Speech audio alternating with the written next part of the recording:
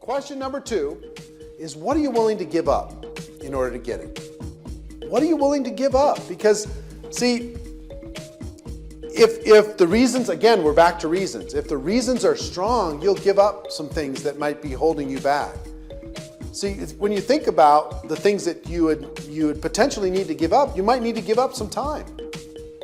You might need to work part-time on your career or full-time on your career and part-time on your future in network marketing. But you might have to think about, okay, I've got to carve out 10 hours a week. How am I going to do that? Or 20 hours, or whatever the amount of time that you're going to want to sacrifice into building your future. Think about the time that you're willing to invest in order to get what you want. And again, if the reasons are strong, you'll figure out the time. Second is money. It's going to cost you a little bit of money to get started and to do it right. You know, there's the third thing that you might want to think about as far as what to give up, at least for a time being, is some hobbies. You might be spending a lot of time on a few hobbies that aren't taking you in the direction of your dreams necessarily. You might need to put those hobbies on hold while you create a new income stream for your life and for your family. Another area is recreation. A lot of us, you might be really into sports, you might be really into one thing or another. You got to think about, are the things that I'm doing with my life taking me in the direction of my dreams or not? And can I, for a season, put them aside and focus on the effort necessary to get my business started properly? Okay? So time, money, hobbies, recreation. I would also tell you is one of the things you might want to give up in order to get what you want is some bad habits. Maybe you have a habit of putting in the minimum at work and coming home after work and turning off completely. Maybe you have a habit of going out with your friends all the time and hanging out socially all the time, wasting days and hours and weeks. Maybe that's a habit that you have in your life. Maybe you have a habit of procrastination. Maybe you have a habit of blaming other people for your challenges. Maybe you have a habit of sitting back and waiting for somebody else to tell you what to do versus taking initiative in your business. Think about the habits that you have in your life and say, maybe I'm willing to sacrifice some of those habits in order to be able to create a better future. So question number 1 is, what do you want? Question number 2 is, what are you willing to give up in order to get it?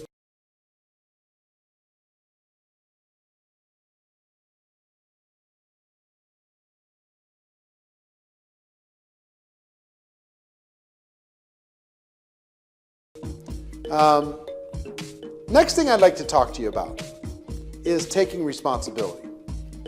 I want you to understand something. One of my mentors sat me down, and actually, his name was Michael Nelson, and he was, when I started building in network marketing in the Minneapolis, Twin Cities area, Minneapolis, St. Paul, and Minnesota. And I was having moderate success, and Michael Nelson started building in that town, and he quickly became the go-to guy in that town. And I found out that he sat down and got a person started exactly the same every single time. And I sat down and started to model some of his philosophies. And here's one of the biggest ones. He would sit a person down, and just like I'm sitting down with you, and he would say, listen, guess what? Success is up to you.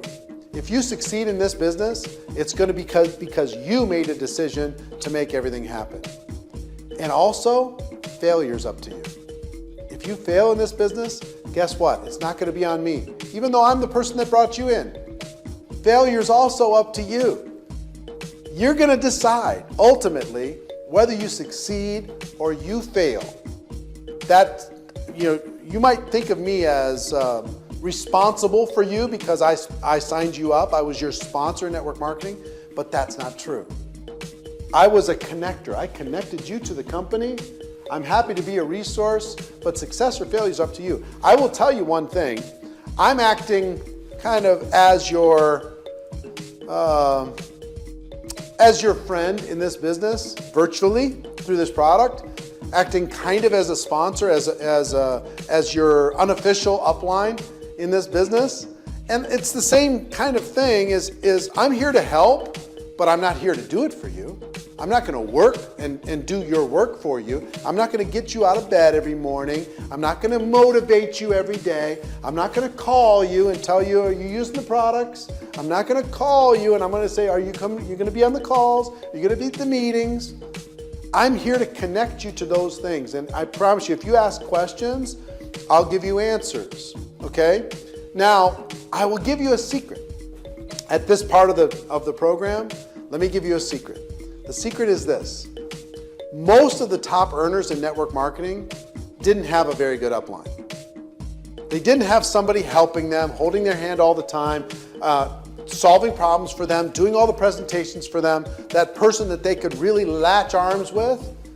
What's real? Here's the real truth. If you have an upline that does everything for you, you don't have to become much. You don't have to become much. You can just kind of sit back and let them do all the work for you. Drag a few people and put them in front of them. You don't have to become a good leader. You don't, because they're a good leader. You don't have to become a good presenter because they do all the presentations. You don't have to, get good at sitting down and showing somebody the opportunity because they'll help you do all that stuff. And if they help you long enough, they make you dependent. And that's the last thing that we want you to become. See, here's an upline's job. My job working with you today is this. I want to help you become independent as quickly as possible. I want you to become self-sufficient as quickly as possible. I want you to have the ability to get answers to any problem, any question, as quickly as possible. And see, that's the difference between successful people and not successful people. The successful people in network marketing, they make it a choice to become independent. They say goodbye to their upline. They don't stiff arm them or anything. They just say, listen, thank you for introducing me to this opportunity. I really appreciate it. I found a good path. I may use you as a resource, but I don't need you. I'm not going to blame you for success, for my success or failure.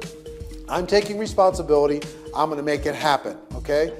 I understand my job is to become independent as quickly as possible, and that's going to be my focus. I may come to you to help me become independent, but I'm not going to come and try and pass on all my problems to you, Mr. or Mrs. Upline. Okay? So it might be a different mindset, right? To be thinking about, wow, Eric's telling me that I need to become independent. Success or failure is up to me. Okay, it's different. Because a lot of times people will tell you, oh, just come in my business and I'll do everything for you. It's one of the worst things you could say because it sets up a really bad dynamic. I want you to be independent. I want you to be strong. I want you to be powerful. I want you to be unstoppable. I want you to be fearless, right? That's what I want for you. Now, one thing in this kind of becoming independent, your upline may or may not be a good support system for you. It really doesn't matter. If they are, fantastic. If they're not, that's just fine anyway. You got introduced to a great opportunity that you can use. But one of the things that I found that's helped and will help you is find a workout partner to hold you accountable. You ever have a workout partner, you're working out and you're pushing each other. When they're having a bad day, you're motivating them. When you're having a bad day, they motivate you. If you have a workout partner sometimes in network marketing, it can help. And sometimes it might be somebody you met at the meeting. It might not be somebody in your upline or downline even. It might be somebody crossline to you, somebody else that lives in your area or somebody you respect. Find a workout partner to hold you accountable. I've had several workout partners and they're so great. They're very, very helpful. And again, like I said, it's not dependent on upline or downline. You can find them anywhere in your company, but find somebody that you relate to, that motivates you, that you can motivate them, that you can kind of call, hey, BS on you, man. You said that you were going to do this, and you didn't do it.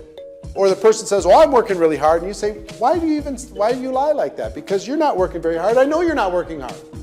You're kind of going through the motions, and we talked all week long. You're not working hard. Somebody will call you when you're not being truthful to yourself or to others, they'll just say, hey, come on, let's drop down and 20 more push-ups. Let's go make 10 more phone calls. Let's go challenge each other to do something. So find a workout partner. I think that'll help you, okay? So the taking responsibility is a big, big piece.